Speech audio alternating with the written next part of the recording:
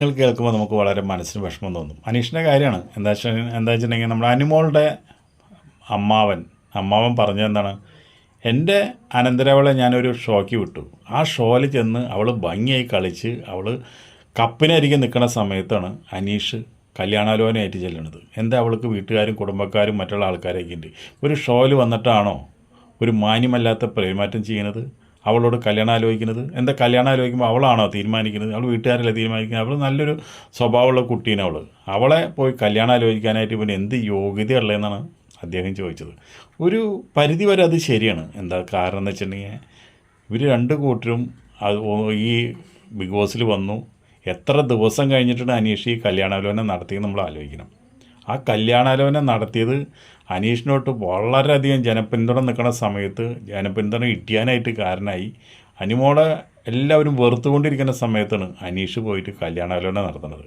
അത് ശരിയായ നടപടിയല്ലായിരുന്നു. അതാണ് നമുക്ക് ഇതിനോട് അനീഷിനോട് വിയോജിപ്പുള്ള ഒരു കാര്യം ഇതാണ്. എന്താ വെച്ചിട്ടുണ്ടെങ്കിൽ ഇൻ്റർവ്യൂവിൽ ഒരു റീലും പടം കഴിഞ്ഞു.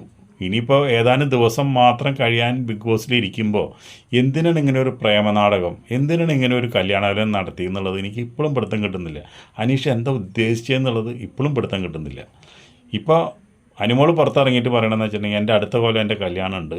അതുപോലെ തന്നെ പലരും ചോദിച്ചു അനീഷിനായിട്ടുള്ള കല്യാണമാണോ വേറെ എന്തെങ്കിലും ആണോ? പറഞ്ഞു ഇല്ല, അത് അനീഷിന് തെറ്റിദ്ധാരണയാണ്. ഞാനൊരു അനിയനെ പോലെ അല്ലെങ്കിൽ ചേട്ടനെ പോലെ ഒരു വീട്ടിലൊരു കാർന്നരായിട്ട് മാത്രം ഞാൻ അനീഷിനെ കണ്ടിട്ടുള്ളൂ. എൻ്റെ ഒരു ഭാവി വരനിൽ ഒരിക്കലും ഞാൻ അനീഷിനെ ഞാൻ കണ്ടിട്ടില്ല. എനിക്കിപ്പോൾ പുറത്തൊരു ഒരാളിഷ്ടമാണ്.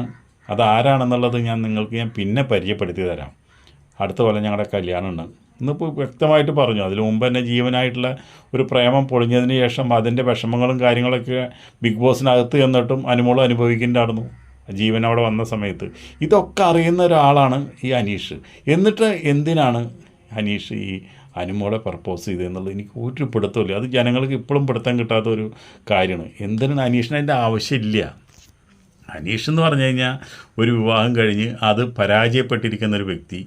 അനീഷ് ആന്റണിയെ പിന്നെ ഇവർ കൂട്ടരും രണ്ട് കാസ്റ്റാണ്. ഒരുപാട് പ്രതിബന്ധങ്ങളുണ്ട്. ആ പ്രതിബന്ധങ്ങളൊന്നും അറിയാണ്ട് വെറുതെ അതിൻ്റെ ഉള്ളിലൊരു ഗെയിം ഷോ എന്നുള്ള നിലയിൽ അനീഷിനോട് സ്നേഹമാണെന്നുള്ള നിലയിൽ അനുമോള് പെരുമാറി എന്നിരുന്നാൽ പോലും അനീഷിൻ്റെ ഭാഗത്തുനിന്ന് ഇങ്ങനൊരു ഇത്രയും പക്വതയാർന്ന അനീഷിൻ്റെ ഭാഗത്തുനിന്ന് ബിഗ് ബോസ് കാണുന്ന ഒരു പ്രേക്ഷകർ പോലും ഇങ്ങനൊരു ഈ അറ്റംപ്റ്റ് നടത്തുന്നുള്ളത് നമ്മൾ ആരും ചിന്തിക്കാത്ത കാര്യമാണ്. ഇപ്പോൾ എപ്പോഴും നമുക്കത് മനസ്സിലാവുന്നില്ല. എന്തുകൊണ്ടാണ് അനീഷ് എന്ത് ക്വാളിറ്റിയാണ് നമ്മൾ അനുമോളിൽ കണ്ടതെന്നുള്ളത് നമുക്ക് ഇപ്പോഴും മനസ്സിലാവുന്നില്ല.